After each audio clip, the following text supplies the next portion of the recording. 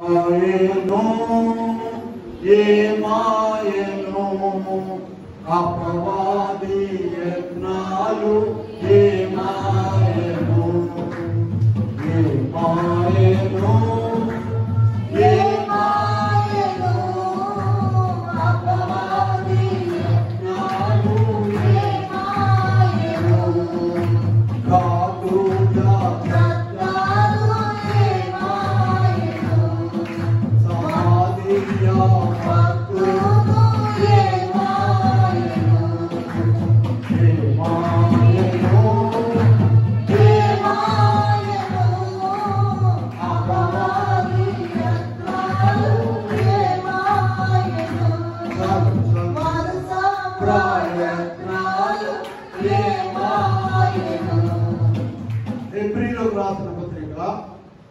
రెండవ అధ్యాయము 15వ వచనము.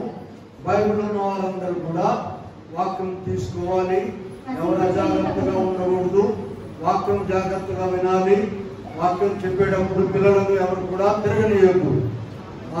జీవిత కాలం అంతయు మరణ భయము చేత దాస్యమునకు లోబడిన వారిని విడిపించుటకు ఆయన కూడా రక్త మాంసములలో పాలివాడాయను. ప్రియమైన దేవుని బిడ్డారా, ప్రభు నామమున కృపా సమాధానములు దేవుడు మీకెల్లరకు అనుగ్రహించును గాక. ఆమేన్. ప్రియులారా, యేసుక్రీస్తు ప్రభు నరావతారధారిగా ఈ లోకానికి ఎందుకు వచ్చారు అనేటువంటి విషయము మనకి హెబ్రీయులకు రాసిన పత్రిక 2వ అధ్యాయము 15వ వచనములో స్పష్టముగా కనబడుతూ ఉన్నది. జీవితకాలం అంతయు మరణ భయము చేత దాస్యమునకు లోనైన వారిని విడిపించుటకు ఆయన కూడా రక్త మాంసములలో పాలివాడారు. ప్రియులారా, లోకములో చాలా గొప్పవారు, గనులైన వారు, గొప్ప గొప్ప వారందరూ కూడా వచ్చారు. నేను గొప్ప అంటే నేను గొప్ప అని చెప్పుకున్నారు. చివరికి మరణం వచ్చేసరికి అడ్రస్ లేకుండా పోయారు. యేసుక్రీస్తు ప్రభు అలా కాదు. ఆయన అందరూ చూస్తుండగా శిలువ మరణం పొందారు. అందరూ చూస్తుండగా సమాధి చేయబడ్డారు. సమాధికి భద్రముగా ప్రభుత్వం వారు కావలి ఉంచారు. సైనికులను ఉంచారు. పెద్ద బండను వేశారు.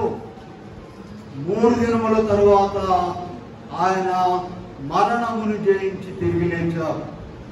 లేచి మామూలుగా మనుషుల్లాగా వాళ్ళ 12 మంది శిష్యులలో కలిసి తిరిగారు. ఆయన భుజించారు, ఆహారమును మాట్లాడారు. ప్రియులారా, ప్రపంచంలో ఎప్పుడు ఎక్కడ జరగనటువంటి కార్యం. ఎందుకంటే ఆయన దేవుడు కనుక అలా చేశారు. చూడండి, వాక్యములో మనం చూసినట్లయితే నలుగురు సువార్తికులు ఈ విషయాలను ధృవీకరించారు. అన్ని కూడా చివరి అధ్యాయాలు. మత్తయి సువార్త 28వ అధ్యాయంలో ప్రారంభంలో, లూకా సువార్త చివరి అధ్యాయము 24 ప్రారంభంలో, మార్కు 16 చివరి అధ్యాయం అది ప్రారంభంలోను, యోహాను సువార్త 20 ప్రారంభంలోను నలుగురు సువార్తికులు కూడా యేసు ప్రభు మరణించి సమాధి చేయబడి తిరిగి లేచారని దృఢపరిచారు. ఎందుకో నలుగురిని పెట్టారు తెలుసా? ఒకరిద్దరు సాక్ష్యం సరిపోదని నలుగురిని పెట్టాడు ప్రభు. కనుక ఇక్కడ వీళ్ళు రాసిన సమాచారం ఏంటంటే, సమాధి మీద రాయి దొర్లించబడి ఉన్నది. ఆ రాయి ఎంతో పెద్దది. ప్రభు సమాధిలో లేరు, ఆయన లేచి ఉన్నారు. 2 దేవదూతలు వచ్చేసారట. వచ్చి వారితో మాట్లాడారు. ఈ విషయంలో ముందు వరుసలో స్త్రీలైన వారే ఉన్నారు. సమాధి దగ్గరికి వెళ్ళినటువంటి వాళ్ళు ఆయన ఎవరో ఎత్తుకుని పోయారు అనుకుంటున్నారు వారు. ఎందుకని? మనుషులు చనిపోయి తిరిగి లేవడం అనేది తెలియదు కనుక ఆ దేవదూతలు వారితో మాట్లాడి చెప్పారు. వారు మీరు సిలువ వేయబడిన యేసును వెతుకుతున్నారు, కానీ ఆయన ఇక్కడ లేడు, లేచి ఉన్నాడు. ఆయన మీకు చెప్పిన రీతిగా గలిలయకు వెళుచున్నారు అని చెప్పారు మగ్దలేని మరియకు. అయితే ప్రభు స్పష్టంగా అక్కడే కనబడ్డారు. అందరినీ గలిలయకు రమ్మని చెప్పారు ప్రభు. అయితే ఈమె విషయం అయితే ఆమె అక్కడి నుండి వెళ్ళడం లేదు. నా ప్రభు లేరు ఇక్కడ, ఆయనను ఎవరో ఎత్తుకొని పోయారని వెతుకుతూ ఉంది కనుక ప్రభు వెనక్కి వచ్చి ఆమెతో కనబడ్డాడు. ప్రభు ఇంత యజ్ఞము, యాగము, సిలువలో మన మరణమును కొట్టివేయడానికి ఆయన ఇంత గొప్ప కార్యక్రమం జరిగించారు. ప్రియులారా, హెబ్రీయుల పత్రికలోని ఇంకొక వాక్యం చూద్దాం. చూడండి, 9వ అధ్యాయంలో 27-28 వచనాలు మనం చూసినట్లయితే, మనుషులు ఒక్కసారి మృతి పొందవలెనని నియమింపబడెను, ఆ తరువాత తీర్పు జరుగును. అలాగనే క్రీస్తు కూడా అనేకుల పాపములను భరించుటకు ఒక్కసారి అర్పింపబడి తన కొరకు కనిపెట్టి వారి రక్షణ నిమిత్తము పాపము లేకుండా ఒక్కసారి మనుషులందరి పాపములను బట్టి ఆయన ఒక్కసారి కల్వరి శిలువలో అర్పింపబడ్డాడు. ప్రియులారా, దేవుడు తన పోలిక తన స్వరూపం చొప్పున మానవులను నిర్మించారు. దైవత్రిత్వం ఉన్నది. మనం అనుదినం పూజించే దైవత్రిత్వము తండ్రి, కుమార, పరిశుద్ధాత్మ. మానవత్రిత్వం కూడా ఉన్నది. చూడండి, 1 తెస్సలోనికే రాసిన పత్రిక 5వ అధ్యాయము 23వ వచనంలో మనం చూసినట్లయితే, దేవుడే సంపూర్ణముగా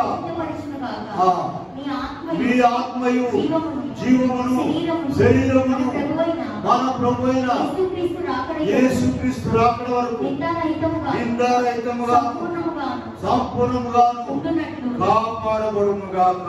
ప్రియులారా, మీ ఆత్మయు జీవమును శరీరము 3 ఉన్నాయి మనుషులు లోపల. ఇంకొక మనిషి ఉన్నాడు, మర్చిపోబాకండి.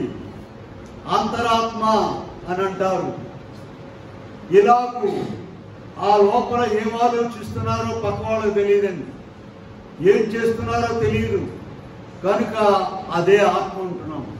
ఈ ఆత్మకు మరణం లేదు. మనకు మహిమ శరీరం ఇస్తాడు దేవుడు, మనకు ఆయన జీవం ఇస్తాడు. ఆయన ఎలాగైతే తిరిగి లేచారో అలాగూ మనలను కూడా లేపుతారు. మనము కూడా చనిపోయి ఎలాగ లేస్తామో అనేది ఇది ఒక పెద్ద ప్రశ్న. ప్రియులారా, పరిశుద్ధ గ్రంథమైన బైబిల్ మనలను మనం ఎదుర్కొనేటువంటి ప్రాముఖ్యమైనటువంటి సమస్యలను చర్చిస్తూ ఉన్నది. వాక్యం వినాలి. మనము కూడా చనిపోయి లేస్తామన్నారు. అదేంటండి? ఆదాము మొదలుకొని నేటి వరకు ఉన్నటువంటి, రాబో కాలంలో ప్రభు రాకడ వరకు ఉన్నటువంటి వారందరూ కూడా లేస్తారు. చూడండి, యోహాను సువార్తలో 6వ అధ్యాయంలోనికి వెళితే 40వ వచనంలో కుమారుని గురించి ఆయన యందు నిత్య జీవం పొందును, అంత్యదినమున నేను వారిని లేపుదును అనే మాట 54వ వచనంలో కూడా చూడండి. నా శరీరము తిని నిత్య జీవము గలవాడు అంత్యదినమున నేను వారిని లేపుదును. ప్రియులారా, అంత్యదినమున, చివరి దినమున అంటే ప్రభు రాకడ దినమున ఆయన మనం చనిపోయి సమాధిలో ఉన్నా సరే, జీవించి ఉన్నా సరే ఆయన మనలను లేపుతారు అనేటువంటి మాట మనకు స్పష్టంగా కనబడుతుంది. 1 తెస్సలోనికే రాసిన పత్రికలో ఇందాక మనం ఆరాధనలో చదువుకున్నాము. 4వ అధ్యాయం 16వ వచనంలో ఆర్భాటముతోను ప్రధాన దూత శబ్దంతోను ప్రభువు దిగివచ్చును, క్రీస్తునందుండి మృతులైన వారు మొదట లేతురు, ఆ మీదట సజీవులమై నిలిచిండు మనము వారితో కూడా ఏకముగా ప్రభువుని ఎదుర్కొంటకు మేఘముల మీద కొనిపోబడము కాగా సదాకాలము. చూడండి, మరి ఇలాగ ప్రభు వచ్చినప్పుడు అయితే ఇక్కడ కొన్ని కండిషన్లు ఉన్నాయండి, కొన్ని కండిషన్లు ఉన్నాయి.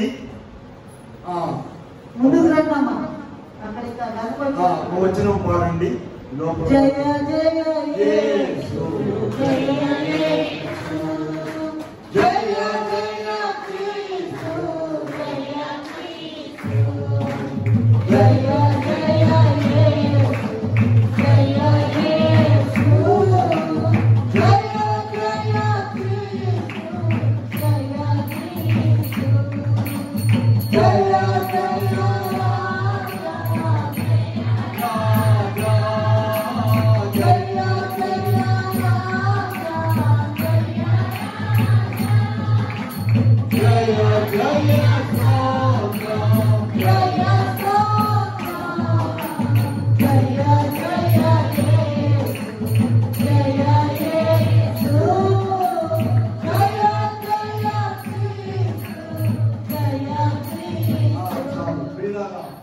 దేవుని శక్తి ఏంటో మనకు సృష్టిని చూస్తేనే అర్థం అవుతుంది. చూడండి, ఆదాము మొదలుకొని చనిపోయిన వారట తిరిగి లేస్తారు. ఇదేంటండి, మీరు ఆకాశం వైపు చూస్తున్నారా? సూర్యుడు, చంద్రుడు, నక్షత్రాలకు ఏం ఆధారం ఉందమ్మా? ఏమైనా ఆధారం ఉన్నదా? దేవుని మాట ఆధారముగా ఉన్నది. అవి మనకులాగా ఎక్కడ పడితే ఆడ శుద్ధ గుండ్రా వేసినట్టుగా కూర్చొని ఉన్నట్లవి ప్రతి క్షణము కూడా అవి తిరుగుతూనే ఉన్నవి. అంత పెద్ద గోళములు ప్రతి క్షణము తిరుగుతూనే ఉన్నవి. దేవుని జ్ఞానం ఎంతో ఆలోచించండి. అయితే మనము కూడా తిరిగి లేస్తాం, అది క్రైస్తవ నిరీక్షణ. చనిపోయినా సరే బ్రతుకున్నా సరే. ఒక ఉదాహరణ చూద్దాం. చూడండి, గొప్ప భక్తులైన వారు ఉన్నారు. వాడు చనిపోయి తిరిగి లేవడం తేలిక, మనం బ్రతుకుండిలే ఎగిరెళ్ళడం తేలిక. వాళ్ళు లేచి వెళ్ళడమే తేలిక. మనం బ్రతుకున్నా కూడా ఎగిరి వెళ్ళలేకపోవచ్చు. అయితే మనము కూడా మరణమును జయించి తిరిగి లేవాలంటే కొన్ని కండిషన్లు ఉన్నాయి. వాక్యంలో చూపిద్దాం. చూడండి, 1 తెస్సలోనికీయులకు రాసిన పత్రికలోనే 4:14 ఒకసారి చూద్దాం. యేసు మృతి పొంది తిరిగి లేచినని మనము నమ్మిన ఎడల. చూసారా? మరలా చదువుదాం అన్నమాట. యేసు మృతి పొంది తిరిగి లేచినని మనము నమ్మిన ఎడల, అదే ప్రకారం యేసునందు నిద్రించిన వారిని దేవుడు ఆయనతో కూడా వెంట పెట్టుకొని వచ్చును. ఇది ప్రాముఖ్యమైనటువంటి కండిషన్ అండి. ఏదో వెళ్తున్నావులే, మందిరానికి వెళ్తున్నావునండి, ఆదివారం వెళ్తున్నావునండి, మొన్నేమో మంచి శుక్రవారం అయిపోయిందంట, ఇప్పుడేమో ఈస్టర్ పండుగ అంట అంటే తంట వస్తాడు, నరకానికి పోవాల్సి వచ్చింది. నీవు ఎట్లా ఉంటుందంటే విశ్వాసము, నేను నా రక్షకుడు నా తండ్రి లేచాడు మరణం అని నీవు చూసినట్టుగా వాళ్ళ గురించి చెప్పాలి. ఎవరు చెప్తారు చెప్పండి? చూద్దాం ఎవరు చెప్తారు. 8వ అధ్యాయంలోకి వెళ్దాం. రోమా పత్రిక 8వ అధ్యాయంలో 11వ వచనం చదువుకుందాం. మృతులలో నుండి యేసుని లేపిన వాని ఆత్మ మీలో నివసించిన ఎడల, మృతుల్లో నుండి క్రీస్తు యేసును లేపిన వారు చావునకు లోనైన మీ శరీరములను కూడా. ప్రియులారా, జాగ్రత్తగా ఆలోచించండి. ఇప్పుడు దేవుని ఆత్మను మనం పొందాలి. దేవుని ఆత్మ ఎవరిలో ఉంటుందో వారు లేచి వచ్చేస్తారు. యోహాను సువార్త 11వ అధ్యాయంలో అక్కడ లాజరు సమాధి చేయబడి 4 దినములు ఉన్నారు. అక్కడ సమాధిలో 4 దినాలు ఉన్నారు. 35వ వచనంలోనైతే ప్రభు కన్నీరు కార్చాడు. అయితే ఆ తర్వాత లాజరు బయటికి రమ్మని పిలిచాడు. లాజరు బయటికి రమ్మని పిలిచారు. లోకరీతిగా వాళ్ళక్క మాత్రం ఏమని చెప్పండి, అయ్యా మరి ఇప్పుడు 4 దినాలు అయిపోయింది, వాసన కొడతారు అని చెప్పింది. కానీ ఏమైపోయింది, లాజరు తిరిగి బ్రతికి వచ్చేసాడు. ప్రియులారా, అలాగే ఇక్కడ మనం చూసినట్లయితే ఆయన ఆత్మ మనలో ఉండాలి. ఆ ఆత్మ కొరకు మనము ప్రార్థన చేసుకోవాలి. యెహెజ్కేలు గ్రంథంలో ఇందాక మనం చదువుకున్నాం ఆరాధనలో 37వ అధ్యాయంలో 12 నుండి చదువుదాం చూడండి. ప్రవచనం ఎత్తి ఇట్లను ప్రభువు యెహోవా సెలవిచ్చునేమనగా, నా ప్రజలారా మీరున్న సమాధులను నేను తెరచెదను, సమాధుల నుండి మిమ్మల్ని బయటికి రప్పించి ఇశ్రాయేలు దేశంలోనికి. ప్రియులారా, ఈ మాటలు ఏ గ్రంథంలో కానీ ఏ దేవుడు అనబడేటువంటి ఆయన కానీ ఎవరు కూడా చెప్పలేదు. నా ప్రజలారా, ఇక్కడ ఉన్న మొట్టమొదటి క్వాలిఫికేషన్ చూడండి, నా ప్రజలారా అంటున్నారు. ఆయన ప్రజలుగా ఉండాలండి. ఆయన ప్రజలుగా మనం ఉన్నట్లయితే మీరున్న సమాధులను నేను తెరచగలను. మామూలు మనుషులు సమాధులు తెలిసి ఎట్లుంటుందమ్మా, కంపు కొట్టింది ఒక దెబ్బను పడిపోతారా ఆ వాసన. కానీ దేవుడు తెరిచినప్పుడు ఎలా ఉంటుందో చూడండి. ఇక్కడ 13వ వచనం చూద్దాం. 37వ అధ్యాయంలో నా ప్రజలారా నేను సమాధులను తెరచి సమాధిలో ఉన్న మిమ్మును బయటికి రప్పించగా నేను యెహోవానై ఉన్నానని మీరు తెలుసుకుందురు. మీరు బ్రతుకున్నట్లు నా ఆత్మను మీలో ఉంచి మీ దేశంలో మిమ్మును ప్రవేశింపజేసేదను. నేను మాట ఇచ్చి ఉన్నాను, నెరవేర్తునని. అమ్మ, వాక్యం జాగ్రత్తగా వింటున్నారా? వాక్యం వింటున్నారా? దేవుని ఆత్మ కొరకు ప్రార్థన చేసుకోవాలి. ఎవరైతే దేవుని ఆత్మతో నింపబడి ఉన్నారో ఆ ఆత్మ ఏం చేస్తుందట, సమాధిలో ఉన్నా సరే నిన్ను బయటకు లేపుకొని వస్తుంది. ప్రభు ఇచ్చిన మాట జాగ్రత్తగా చూడండి. మత్తయి సువార్త 5వ అధ్యాయము 17-18 వచనాల్లో చిట్ట చివర ఇచ్చాము చూడండి. ఆకాశము భూమి గతించిపోయినను ధర్మశాస్త్రమంతయు నెరవేరు వరకు దానిలో నుండి ఒక పొల్లైనను సున్నైనను తప్పిపోదని మీతో నిశ్చయముగా చెప్పుచున్నా. ప్రియులారా, ఏ మత గ్రంథంలో కూడా వ్రాయబడలేదు, అయ్యా మీరు చనిపోయి సమాధి చేస్తారయ్యా, ఆ సమాధిలో నుండి మిమ్మల్ని లేపి సజీవులుగా లేపుతానని ఎవరు కూడా చెప్పలేదు. ఎందుకు చెప్పలేదంటే వాళ్ళు అలా చేయలేదు కనుక. ఈయన సమస్తము చేయగల దేవుడు కనుక. ప్రియులారా, యెహెజ్కేలు గ్రంథము 37వ అధ్యాయంలో వచనాలు జాగ్రత్తగా భద్రపరచుకోనండి. అలాగే ఈ సమాధులు 2 రకాలు ఉన్నాయండి. సమాధులు ప్రియులారా, ఒకటి చనిపోయి సమాధిలో ఉండుట.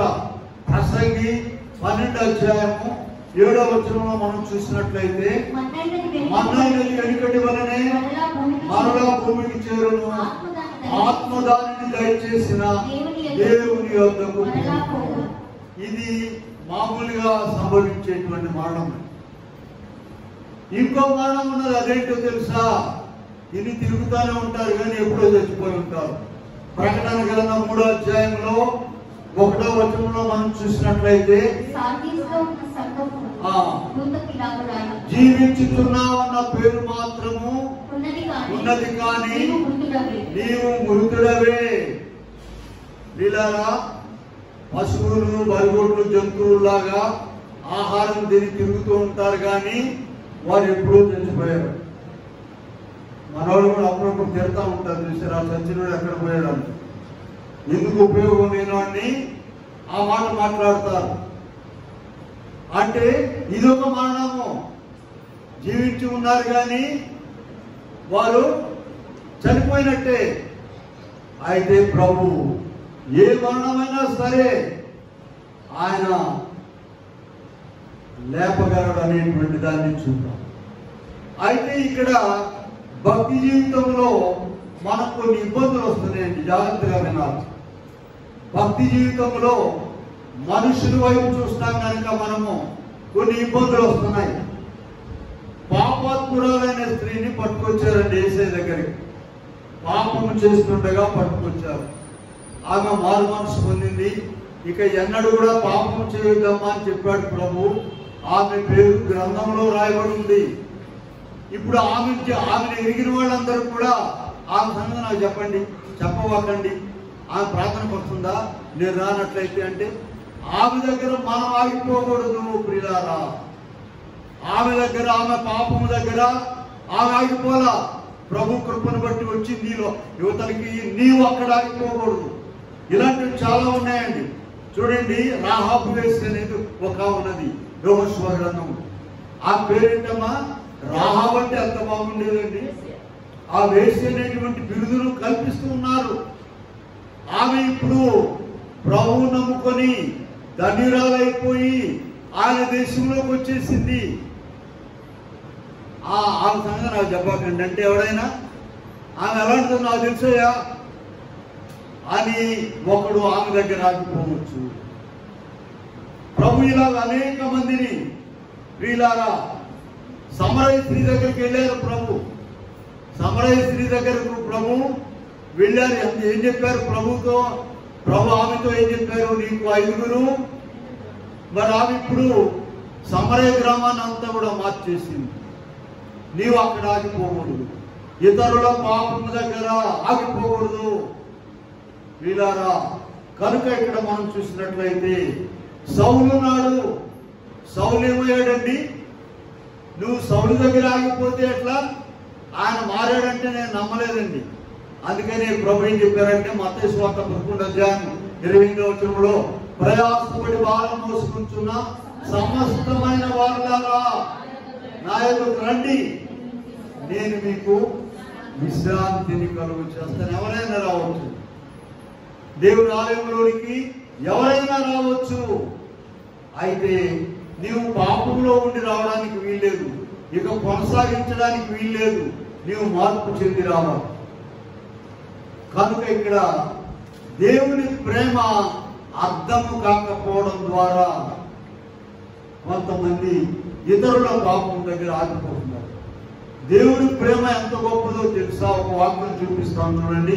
ఇర్మియా గ్రంథము 3వ అధ్యాయంలో 1వ వచనం చదువుకున్నాను. చూడండి, మీ బైబిల్ అన్ని చూడండి. ఒకడు తన భార్యను త్యజించగా ఆమె ఒకరి యొద్దకు తొలగిపోయి అతడు ఆమె యొద్దకు తిరిగి చేరునా బహుగా అపవిత్రమగును కదా. ఆయనను నీవు అనేకులైన విటగాండ్రతో వ్యభిచారము చేసిన నా యొద్దకు తిరిగి రమ్మని. పిల్లారా, దేవుని ప్రేమ అర్థమవుతుందా? ఆ వాక్యం చూస్తే అర్థమవుతుందా? నీవు అనేక మంది విటగాండ్రతో వ్యభిచారము చేసినను. వాక్యంలో భయం లేకుండా రాస్తారండి. వాక్యం భయం లేకుండా రాయబడి ఉంటుంది.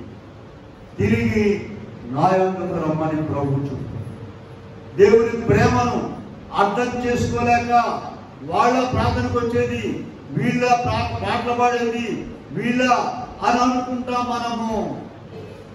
అలా ఎవరైనా రెండు కొనసాగిస్తే కొంతకాలానికి డామినేట్ ఎగిరిపోతారు. నువ్వు ఎందుకు వాళ్ళ గురించి బాధపడేది? రెండు విధాలు ఇక్కడ పనికిరావు దేవుని సన్నిధిలో. ఆయనే చూసుకుంటాడు. నీకేమి ప్రియులారా, యేసయ్య చెప్పిన ఒక మంచి మాట కూడా చూడండి మీ బైబిల్లో. మత్తయి సువార్త 21:31 చూద్దాము.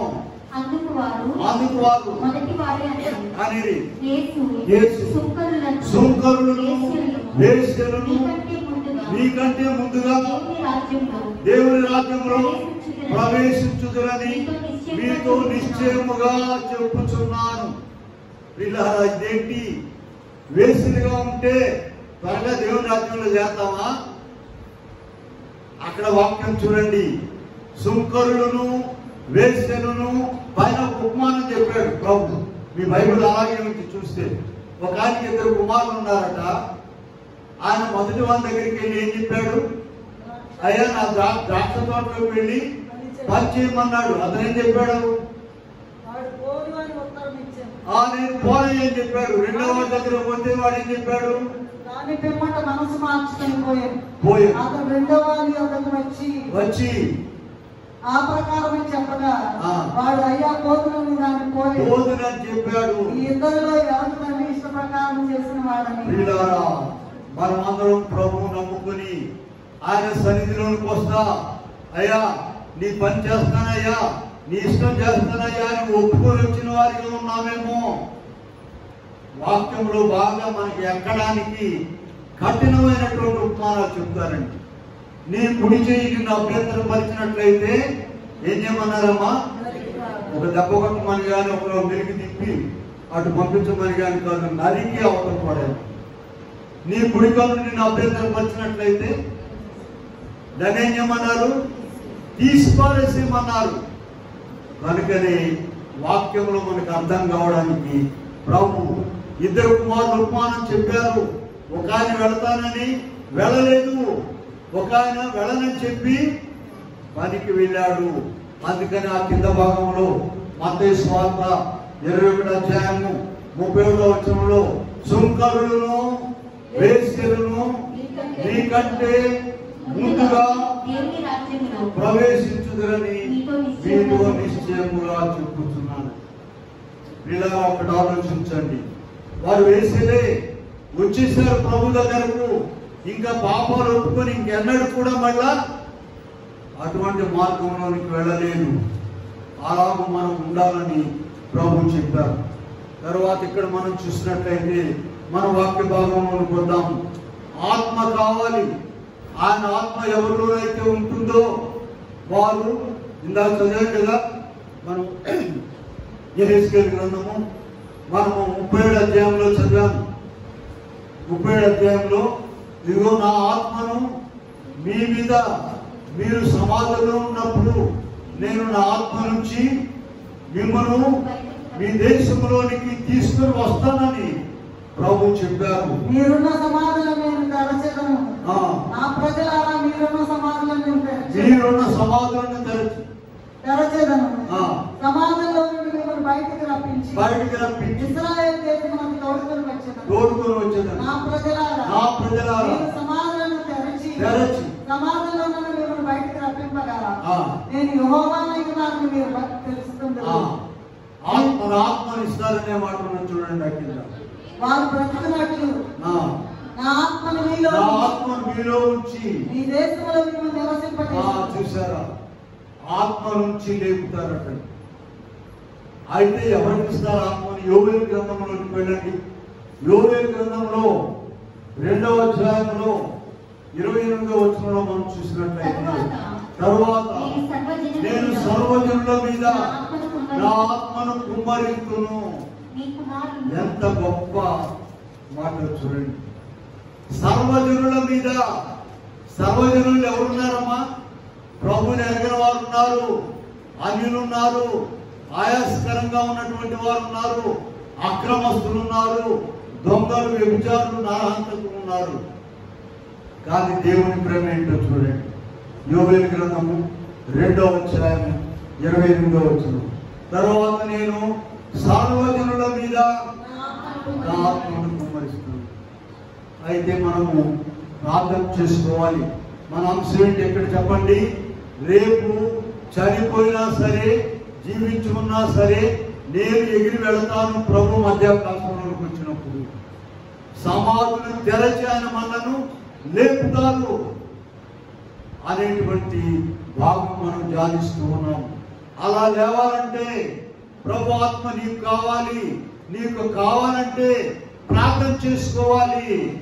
ఎలా ప్రార్థన చేసుకోవాలో ప్రభు చెప్పారు చూడండి. లూకా సువార్త 11వ అధ్యాయంలో 5 నుండి 13 వరకు చూసినట్లయితే అక్కడ సిగ్గుమాలి మాటి మాటికి అడిగినటువంటి ఒక స్నేహితుని ఉపమానం ప్రభు చెప్పారు. సిగ్గుమాలి మాటి మాటికి అక్కడ చక్కగా చెప్పారు, ఇదిగో నీ కుమారుడు నేను చేపను అడిగితే పాముని ఇస్తావా, గుడ్డును అడిగితే తేనెను ఇస్తావా? కాబట్టి మీరు చెడ్డవారయ్యండి మంచి ఎరిగి ఉండగా పరలోకమందున్న మీ తండ్రి తను అడుగువారికి పరిశుద్ధాత్మను ఎంతో నిశ్చయముగా అనుగ్రహించునని. లూకా సువార్త 11వ అధ్యాయము 13వ వచనం. 11వ అధ్యాయం 13వ వచనం. మళ్ళీ ఎందుకు చెప్తున్నానంటే నేను ఆయన పరిశుద్ధాత్మను పొందేటువంటి పద్ధతి. వీళ్ళారా ఒక మాట మనం మాట్లాడుకుందాం. మనము భూ సంబంధమైన వాటి వరకు ఎంతో అడుగుతాము ప్రభువును. అడిగి అడిగి అడిగి అడిగి ఎంత ప్రార్థన చేస్తామండి. అయ్యా నాకు అప్పు తీరాలయ్యా, అయ్యా నాకు సంతానం కావాలయ్యా, ఇల్లు కట్టాలయ్యా, ఉద్యోగం రావాలయ్యా, పరీక్ష పాస్ అవ్వాలయ్యా, ఎంత బాగా ప్రార్థన చేస్తామమ్మా. పరిశుద్ధాత్మ కావాలయ్యా అని మనం ప్రార్థన చేస్తామా? అదే ఇక్కడ మనకు ప్రాముఖ్యమైనటువంటి మనం ఎప్పుడైతే పరిశుద్ధాత్మతో నింపబడి ఉంటామో, పరిశుద్ధాత్మతో ఆత్మపూర్ణులుగా ఉంటామో అప్పుడు అన్ని పరిష్కారం అయిపోతాయి. అందుకని ప్రభు మాట చెప్పారు, మొదట నా రాజ్యమును నీతిని వెదకండి, అప్పుడు అవన్నీ మీకు. అసలు చేయవలసిన ప్రార్థన ఏంటండి? నీకు కావాల్సిన ఏదో అడగాల్సిన పని లేదండి. ఆయన తెలుసు నీకు కావాలి. అయితే ఏం చేయాలి? ఇక్కడ లూకా సువార్త 11వ అధ్యాయము 13వ వచనము మనం మళ్ళీ చదువుకున్నట్లయితే, పరలోకమందున మీ తండ్రి తను అడుగువారికి పరిశుద్ధాత్మను ఎంతో నిశ్చయముగా అనుగ్రహించును. ఏ విధానం చెప్పారు ప్రభు? పిల్లారా, ఒక స్నేహితుని యొక్క ఉపమానం చెప్పి ఆయనకి ఈయనకి మంచి స్నేహం ఉన్నది. అయ్యా మా చుట్టాలు వచ్చారు, వాళ్ళకి కొన్ని రొట్టెలు కావాల్సి వచ్చినాయి, ఇంట్లో ఏం లేవు, పొద్దుపోయింది, బజార్ వెళ్ళడానికి కూడా వీలు కాదు అని వచ్చి అడుగుతున్నాడు. ఆయన ఏం చేస్తున్నాడు? ఇప్పుడు లేవు, లేచి వెళ్ళిపో, నేను ఇవ్వలేను, నేను లేచానంటే పిల్లలు లేస్తారు, పిల్లలు లేచారంటే తెల్లవాళ్ళు ఆడుకొనుకోరు, నన్ను కొనుక్కోనిరు, అయ్యా వెళ్ళిపోమంటున్నాడు. కానీ అతను వెళ్ళడంలా. ఇవన్నీ బైబిల్లో ఉన్నాయి, చూసుకోండి. వెళ్తున్నాడు అతను. వెళ్ళలా. ఎందుకు వెళ్ళడం లేదు చెప్పండి? వాళ్ళిద్దరికున్న స్నేహాన్ని బట్టి ఆయన వెళ్ళమంటున్నాడు, ఈయనేమో వెళ్ళలేదు. స్టాఫ్ రూమ్ లో ఏం జరిగిందంటే ఒక డిస్కషన్ వచ్చి దాదాపుగా పోట్లాడుకున్నట్టుగా మాట్లాడుకుంటున్నారు. ఒక ఆయన ప్రిన్సిపల్ ఏమన్నాడంటే, అరే పోరా అన్నాడు. ఇది ఏంటంటే అందరూ వదిలిపోతారు, వీళ్ళిద్దరు కలిసి ఒక చోట పనిచేశారు. అక్కడ యారారు అనుకున్నారంట. ఇప్పుడు ఈయన ఒక ఆయన ప్రమోషన్ వచ్చి ఇక్కడికి వచ్చాడు, మళ్ళీ ఆయన కూడా ఇక్కడికే వచ్చాడు. ఎవరు లేనప్పుడు ఏరనుకుంటున్నారు కానీ అందరం ఉన్నట్లు. ఇప్పుడు ఏమయ్యారంటే మాటలు పెరిగి అరే పోరా నువ్వేంద్రే చెప్పేదన్న. ఎందుకని వాళ్ళిద్దరి మధ్య ఉన్నటువంటి సహవాసము. ఆయన ఏదో బాధపడతాడు అనుకున్నాం, ఆయన నవ్వుతూ చెప్పాడు, ఈయన నవ్వుతాడు. ఇప్పుడు చూడండి, ఇక్కడ ప్రభు చెప్పిన ఉపమానంలోకి వద్దాం.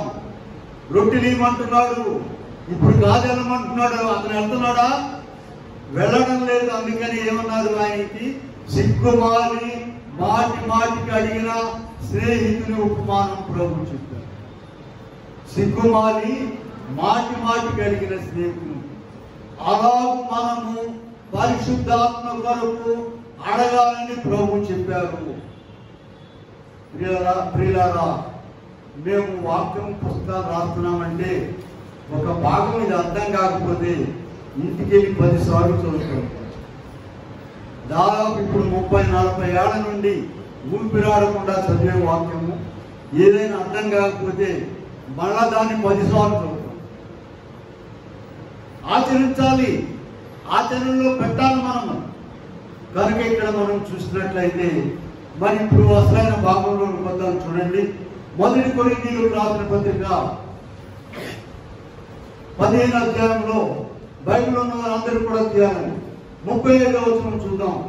1 కొరింథీ 15:35 చూద్దాం.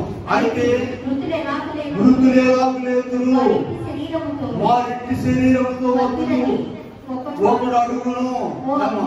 చాలు చూడండి, అక్కడ అలాగే పేరు తిప్పుకొని ఉండండి. చాలా ప్రాముఖ్యమైనటువంటి అంశం ఇక్కడ చెప్పబడి ఉన్నది ప్రియులారా. 1 కొరింథీయులకు రాసిన పత్రిక 15వ అధ్యాయము 35వ వచనము. అయితే మృతులేలాగు లేతురు, వారి శరీరంతో వస్తురని ఒక్కడు అడుగును. బైబిల్ మూసేసారా? బైబిల్ చూస్తున్నారా? వచ్చిన వాళ్ళని చూస్తున్నారా?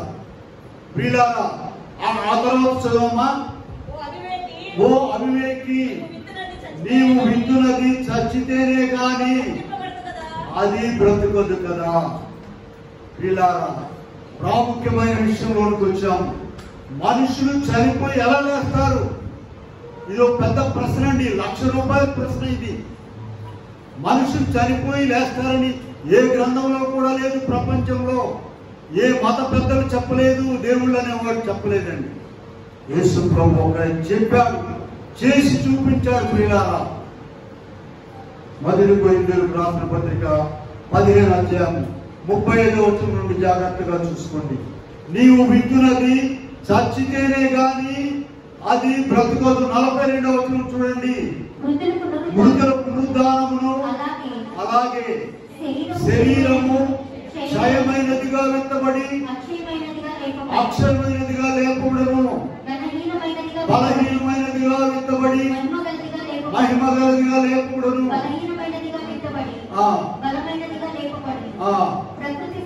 ప్రకృతి సంబంధమైన శరీరముగా విత్తబడి. పిల్లలా ఆలోచించండి, మన అవగాహనలో ఉన్నటువంటి విషయాలే వాక్యంలో రాశారు.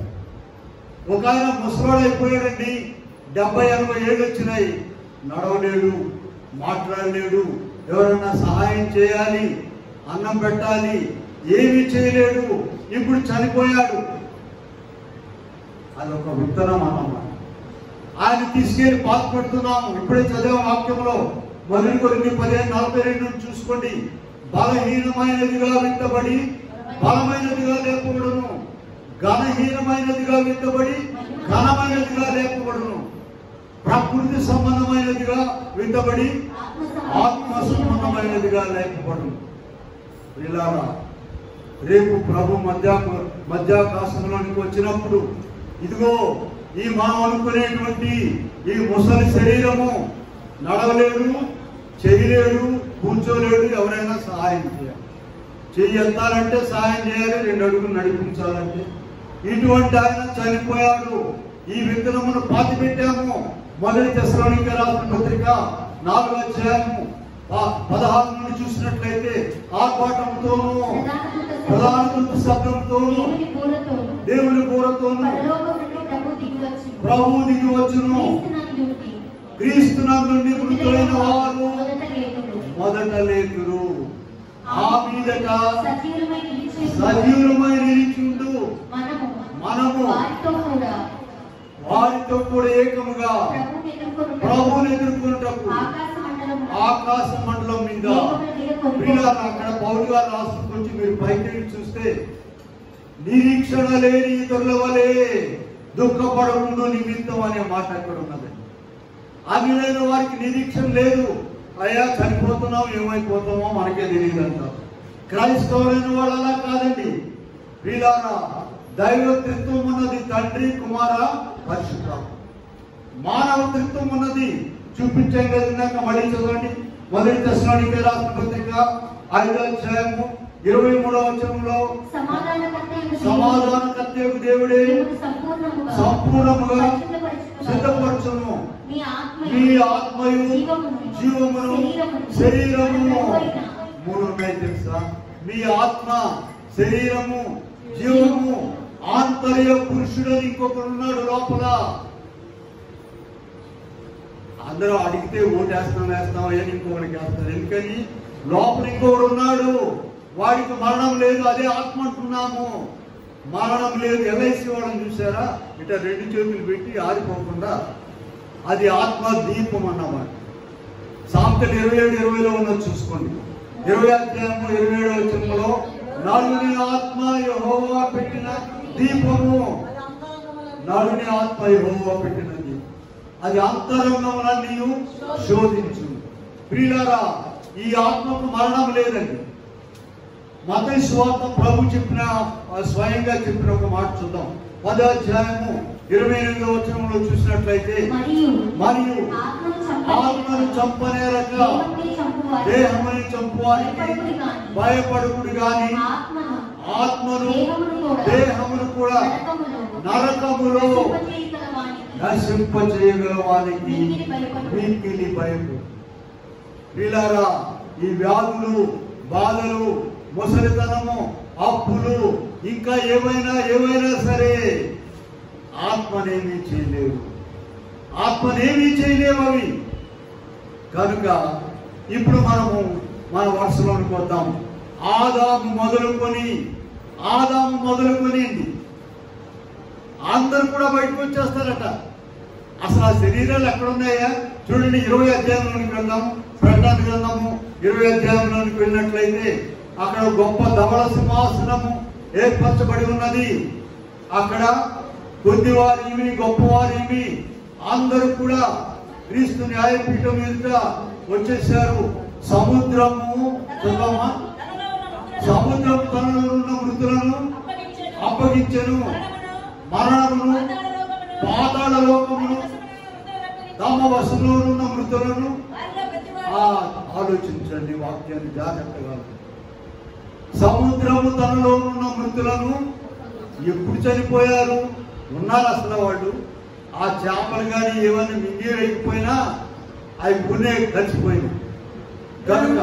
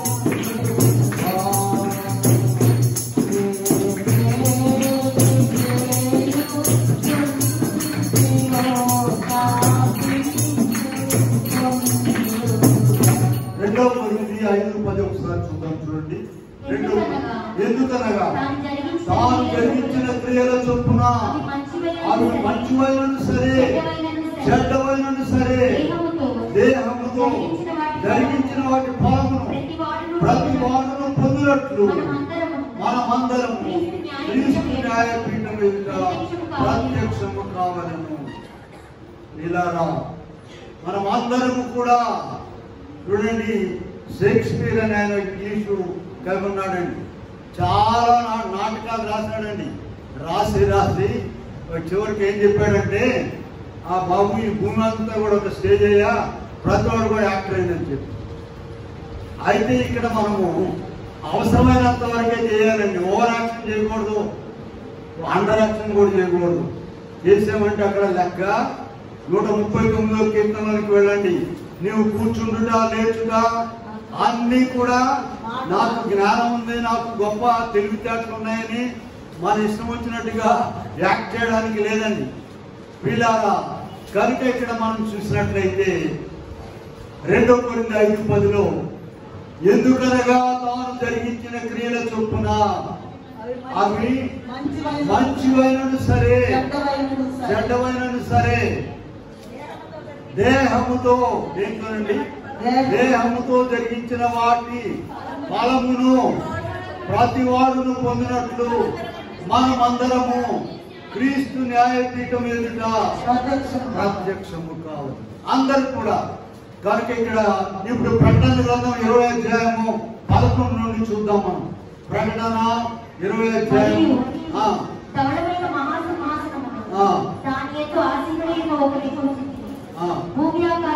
భూమి ఆకాశములు ఆయన సముఖము నుండి మారిపోయాను, నిలువ చోటు లేక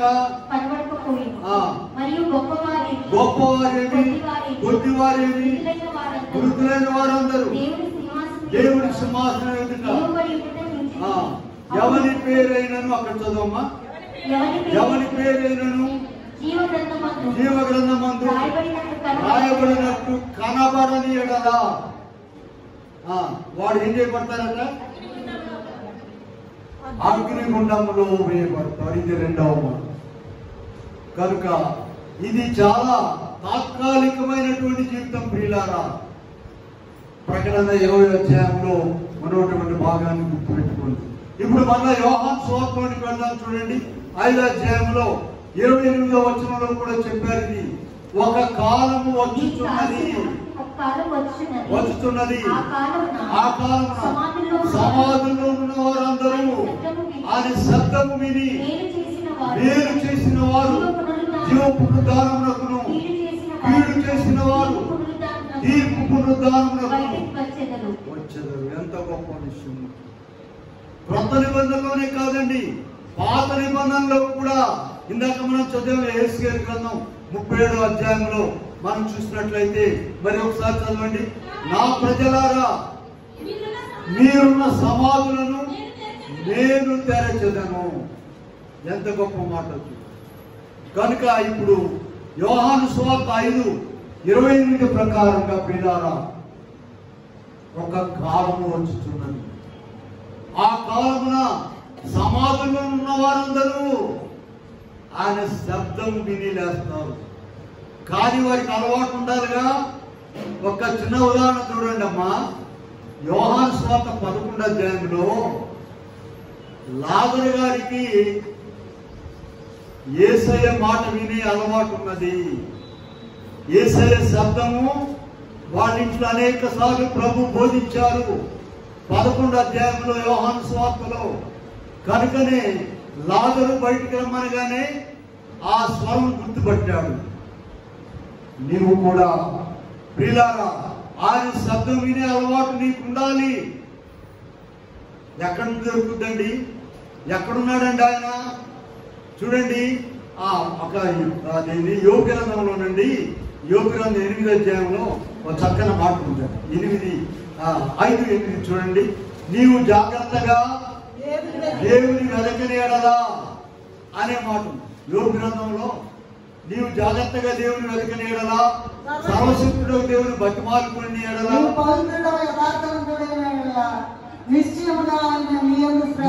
శ్రద్ధ నిలిపి నీ నీతికి తగినట్లుగా నీ నివాస స్థానమును వ్యర్థల చేయను.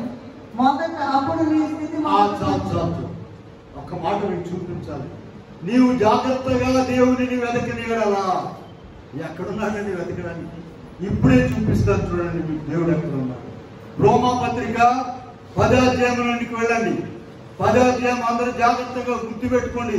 దేవుడు ఎక్కడున్నాడో చూపిస్తున్నాం. 10వ అధ్యాయము 6 నుండి చదవండి. అయితే విశ్వాస మూలమున చెప్పుచున్నది, ఎవడు పరలోకములోనికి ఎక్కిపోవును క్రిందికి తెచ్చుటకు, ఎవడు అగాధములోనికి దిగిపోవును మృతుల్లో నుండి పైకి తెచ్చుటకు నీవు నీ హృదయంలో అనుకొనవద్దు చెప్పుచున్నది. వాక్యము నీ యొద్దను నీ నోటను నీ హృదయంలోను అది మేము ప్రకటించిన విశ్వాసం. ఎక్కడున్నాడమ్మా దేవుడు? పైకెత్తి చూపించండి మీ చేతిలో ఉన్న బైబిల్ అన్ని పైకెత్తి చూపించండి. ఎక్కడున్నాడు? ఇప్పుడు అర్థమైందా? యోహాను సువార్తలోనికి వెళ్ళండి. 1వ అధ్యాయంలో ప్రారంభంలో చూసినట్లయితే ఆదియందు వాక్యము ఉండెను, వాక్యము దేవుని యొద్ద ఉండెను, వాక్యము దేవుడై ఉండెను. ఎవరు తెస్తారండి? యేసు ప్రభువును పరలోకంలో నుండి ఎవరు దించుకొస్తారు? పాతాళలోకంలోకి వెళ్ళాడు ఆయన. 3 దినాల సమాధిలో ఉండి ఎవరు తెస్తారు అని నీవు అనుకుంటున్నావేమో. వాక్యము నీ నోటను నీ హృదయంలోను నీ చేతిలోను ఉన్నది. అదే దేవుడు. ఇంకొక మాట చూపిస్తాను చూడండి. ఆ ప్రకటన గ్రంథంలోనికి వెళ్దాం. 19వ అధ్యాయంలో 13వ వచనం అనుకుంటా చూడమ్మా ఒకసారి. 19వ అధ్యాయం. మరియు దేవుని వాక్యమను నామము ఆయనకు పెట్టబడి ఉన్నది. వీళ్ళారా, మన చేతికిచ్చిన వాక్యం ఏంటో సామాన్యమైన అనుకుంటున్నారా? అందుకని దైవజనులు ఏం స్తుతించారు మనం రోజు చెప్తాం ప్రతి ఆదివారం. భూమి ఆకాశముల కంటేను, అందరూ చెప్పండి, భూమి ఆకాశముల కంటేను, వెండి బంగారముల కంటేను గొప్పదనము నీ గ్రంథమును మాకు దయచేసినావు కాబట్టి నీకు అనేక కృతజ్ఞతలు. ఆయనేనండి, వాక్యమే దేవుడు. యోహాను 1:1 ఏం చెప్తున్నాము? ఆదిలో వాక్యం ఉండెను, వాక్యము దేవుడి వద్ద ఉండెను, వాక్యము దేవుడై ఉండెను. ఇలాగా ప్రకటన గ్రంథంలో ఇంకా స్పష్టంగా 19:13లో చూపించారు. ఏం చెప్పారు చెప్పండి? ఆయనకు ఏం పేరు పెట్టారట? దేవుని వాక్యం. కనుక యోహాను 5వ అధ్యాయం 28 ప్రకారంగా ఆయన శబ్దం వినే అలవాటు లాజరుకున్నది కనుక 4 దినాలు అయిపోయినా సరే లాజరు బయటికి రమ్మని కానీ వచ్చేసాడు. నీకున్నదా ఆయన శబ్దం వినే అలవాటు? వాక్యంలో వినబడుతుంది, గ్రంథం తెలిస్తే నీకు వినబడుతుంది. నీకు గ్రంథంలో మాటలు గుర్తొస్తున్నాయా, వినబడుతున్నాయా చెవుల్లో, లేక వేరే మాటలు వినబడుతున్నాయి? ఇంకా పాత నిబంధనలో ఉన్న విషయాలు 1-2 చూద్దాం చూడండి. 26వ అధ్యాయంలోనికి వెళ్దాం. యెషయా 26:19లో మనం చూసినట్లయితే, మృతులైన నీ వారు బ్రతుకుదురు, నా వారి శవములు సజీవులను, మట్టిలో పడి ఉన్న వారులారా మేల్కొని ఉత్సహించుడి. ఈ మాటలు నీకు ఎక్కడా దొరకవండి. మట్టిలో పడి ఉన్న వారులారా, మట్టిలో పడి ఉన్న వారులారా మేల్కొని ఉత్సహించు. ఇప్పుడు లేవరండి వాళ్ళు. వాళ్ళు భూమి మీద ఉండగానే ఆయనని స్తుతించి వాక్యం విని గంతులేసి ఆనందించి ఉన్నారు. ఆయన కొరకు జీవించారు, ఆయనతో జీవించారు. లోకం వైపు, మనుషుల వైపు చూడలేదు. వాడట్లా వీడట్లా వీడిట్లా చూడలేదు వాళ్ళు. కనుకనే వాళ్ళు మట్టిలో పడి ఉన్నా సరే. కనుక ప్రియమైన వాళ్ళారా, ప్రభు మరణమును జయించి తిరిగి లేచాడు. ఒక్క మాట మనం విశ్వసించాలని చెప్పాను. మనం చూసినట్లయితే మనం దశలోనిక రాసిన పత్రికలో 4వ అధ్యాయంలో అక్కడ ఒక మాట ఉంది. క్రీస్తు మృతి పొంది తిరిగి లేచినని మనము నమ్మిన ఎడల అదే ప్రకారం దేవుడు ఆయనతో కూడా వెంట పెట్టుకొని వచ్చు. ప్రభు లేచాడని నీవు నమ్మినట్లయితే నీవు కూడా మరణమును జయించి తిరిగి లేవడానికి ఆయన సహాయం చేస్తాడు. అసలు ఆయన వచ్చింది ఎందుకండి? మొట్టమొదటి వాక్యం చదవండి ఒకసారి, గుర్తుందా మీకు? హెబ్రీయులకు రాసిన పత్రిక మొట్టమొదట మనం చదివాం. ఏ వాక్యం అది చెప్పండి అమ్మా. 2:15 జీవితకాలం అంతయు మరణ భయము చేత దాస్యములకు లోనైన వారిని విడిపించుటకు ఆయన కూడా రక్త మాంసములలో, అది అసహాయం వచ్చినట్టు. ఈ మరణం అనేటువంటిది ఒక పెద్ద ప్రశ్న. దానిని ఆయన జయించి ఆయన విడలైన వారు కూడా జయించడానికి సహాయం చేశారు. ఆయన జయించినటువంటి ఈ దినమే మనము పునరుద్ధాన ఆదివారం అనుకుంటున్నాం. ప్రియులారా, ఒక శుభకార్యమును సంవత్సరానికి ఒకసారి చేస్తారు, పుట్టినరోజు కానీ ఇదైనా. యేసయ్య మరణమును జయించి తిరిగి లేచిన దాన్ని ఎన్నిసార్లు జ్ఞాపకం చేసుకుంటున్నా ఉంది? సంవత్సరానికి 52 సార్లు జ్ఞాపకం. ప్రతి ఆదివారం కూడా పునరుద్ధాన దినమే. ఎందుకని? అది జ్ఞాపకం చేసుకుంటూ నాకు మరణం లేదు, నా మరణం ఆయన కొట్టివేశారు అని ఎవరైతే విశ్వసిస్తారో వారికి దేవుడు జయమిస్తాడు, మరణం కొట్టివేస్తాడు. అట్టి కృపదేవుడు మనకు అనుగ్రహించునుగాక. ఆమె చిన్న ప్రార్థన. ప్రేమగా మా తండ్రి నీ గ్రంథములో నేను అనేక విషయాలు లోకంలో ఎవరు చెప్పలేనటువంటి విషయాలు, మా బ్రతుకులు మార్చే విషయాలు, లోకమును శరీరమును జయించేటువంటి విషయాలు దానిలో రాసి పెట్టే ఉన్నాయి. ఇంటి కృప మాకు ఇచ్చారు. మా మరణమును కొట్టివేయడానికి మీరు మరణమును జయించారు. జీవితకాలం అంతయు మరణ భయం చేత దాస్యములకు లోనైన వారిని విడిపించుటప్పుడు ఆయన కూడా రక్త మాంసమునకు వాడివాడాయనే మాట పెట్టారు. ఆయన ఎప్పుడు ఏ ఇబ్బంది వచ్చినా చనిపోదామేమోననే భయం, దాని అంతటిని కొట్టివేసి నీ బిడ్డలైనటువంటి వారి సమాధులను తెరిచి రేపు లేకపోతున్నావు నాయన నీ రాకడాలు. అంతేకాదు బ్రతికున్న వారిని సజీవులుగా ఆరోహణం చేయబోతున్నాం. అట్టి కృప నీ ఏర్పాటు స్థలంలో ఉన్న ప్రతి బిడ్డకు దయచేయమని మరణమును జయించి తిరిగి లేచిన జీవం కలిగిన యేసు నామమున నిన్ను వేడుకొని ప్రార్థించున్నాము తండ్రి. ఆమేన్. Hello friends, welcome to our channel. I am glad that you came across our channel. మా వీడియోస్ మీకు నచ్చుతున్నట్లయితే లైక్ చేయండి, కామెంట్ చేయండి, షేర్ చేయండి, సబ్స్క్రైబ్ చేసి బెల్ ఐకాన్ని ట్యాప్ చేయండి. Thanks for watching. మరణాత్.